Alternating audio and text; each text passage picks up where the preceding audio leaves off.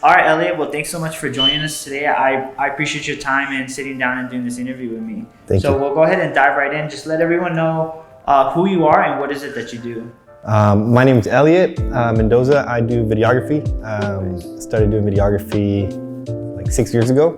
Okay. So that's basically what I do, from behind the scenes of an event to any sports to even weddings. Nice. Kind of what I. So how'd you kind of get into like the whole aspect of doing videography? Had that something always been kind of a niche, or just kind of popped into your life? So when I was a kid, I used to watch DVDs, the making of Jurassic Park, right? I'd go always to the behind the scenes, how they make certain sounds, how they edit the videos, how they put things together. And then I've always had like just a desire to capture behind the scenes stuff.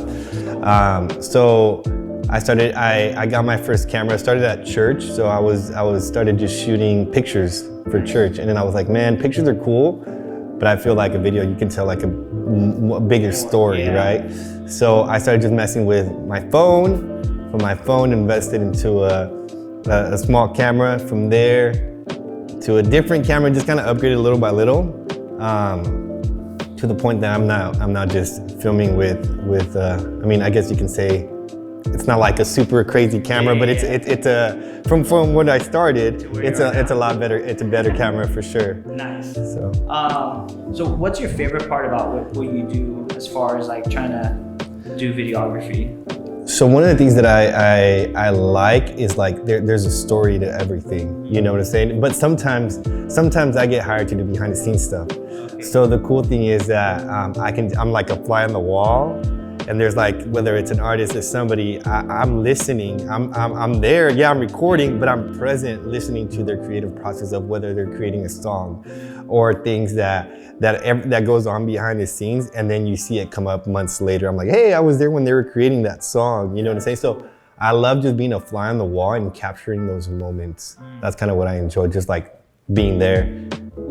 Not involved, but just watching it unfold. If that makes sense. So that's a really cool thing that I like about this, for sure. So do you have like a favorite story of a moment that you captured that you were able to record? Yeah, well, there's an artist, Naomi from Maverick City. I got hired to film behind the scenes of Grammy Week, and she was just sitting there, and she was literally just writing a song, right? They were just building something as I was there, and it's just the process of composing a song and see it from what they started humming it, like humming stuff, and then they're like, all right, let's add these words to it, and then they put that, so it's like a puzzle, and then another guy comes, he's like, what if we try this, what if we try that? So I was just there listening.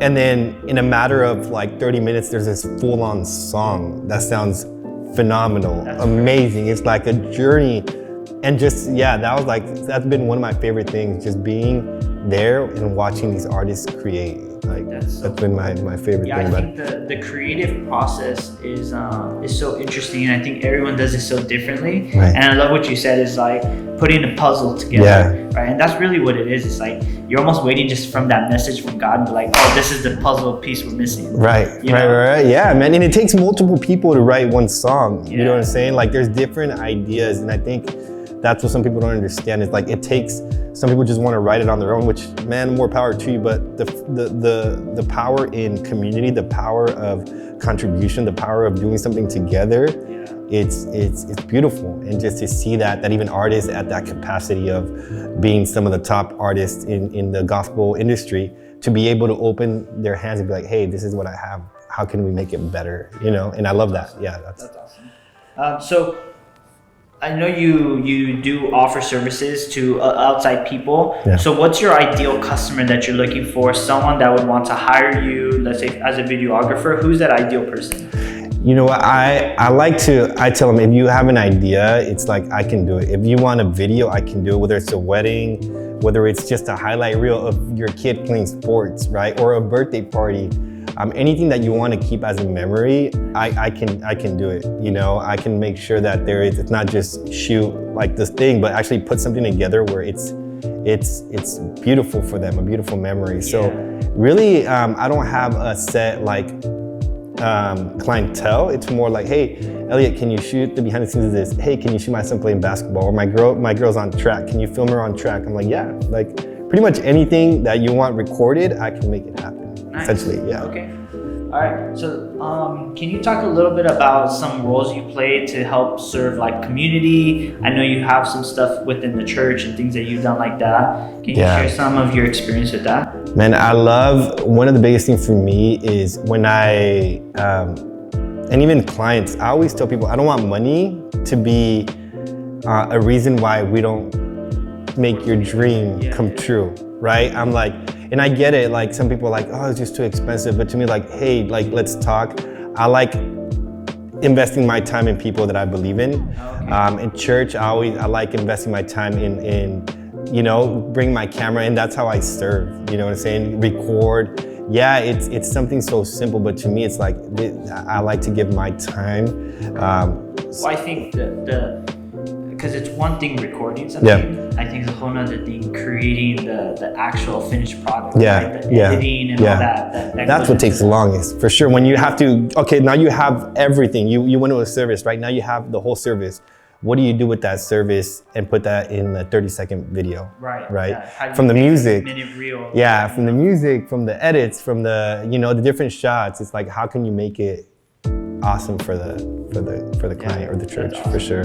So I know we may have touched on this before, but what's a fun fact about you that may not too many people know? I know last time was a newspaper. Answer, Newspaper was I just got I got the Messi one when he won the World Cup, and I just got the LeBron James one when he won the points.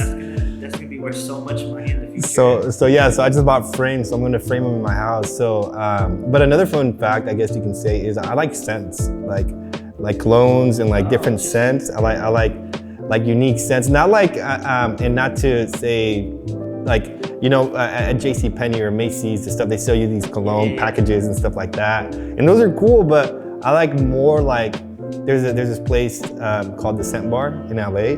You walk in there, dude, and there's scents you've never even heard of, but they're so like, people will compliment you because they're different scents. You know, there's not like your traditional Gucci or whatever it's called. Like they're just different, made like in Europe, different places, that they're very particular in how they make their scents, that they actually work with your body chemistry. So which is really, really cool. Yeah. I just learned recently that there's a difference. There are different ways they make the scents. Yeah. Some are water-based and some are oil-based. Yeah, for sure. I was like, oh, they're all the same. Some stick longer, some don't. Some like we can wear the same cologne, but it'll smell different on you because your body chemistry and your hormones are different than mine. So yeah, it's really. I didn't know that. But I love the newspapers. Yeah. Super cool. Yeah. So just so you know, Elliot collects newspapers throughout history, things that are important. Yeah, I have the 9/11 one. I had the one when they caught Saddam Hussein back in the day. I got one when Obama was the first African-American president in our nation, so that was pretty cool too. Just different ones. Page, right? Yeah, just the front page of different historical moments.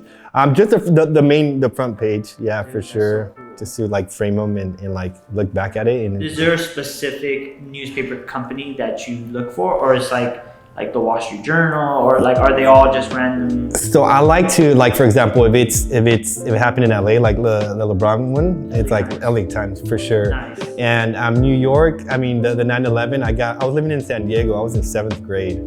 I was a kid, man, and I knew this was a moment in history that will be with us forever.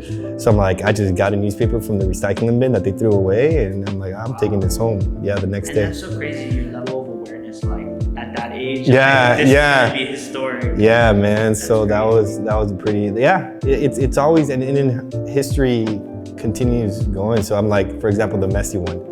Winning his first World Cup and his probably last time ever playing at a World Cup, you know? So I'm like, okay, this is gonna be special in the sports world, right? So that was... Imagine in 10 years, you can, you know... Yeah, you never know. Who knows if there will even be newspapers in 10 years. For real. You know? Yeah, but it's like, the scarcity creates the value.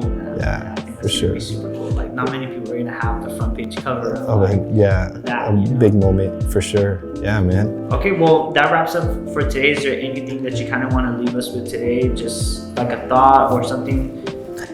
Just a thought of encouragement for people who ever watch it. It's just don't give up on yourself. You know, don't give up.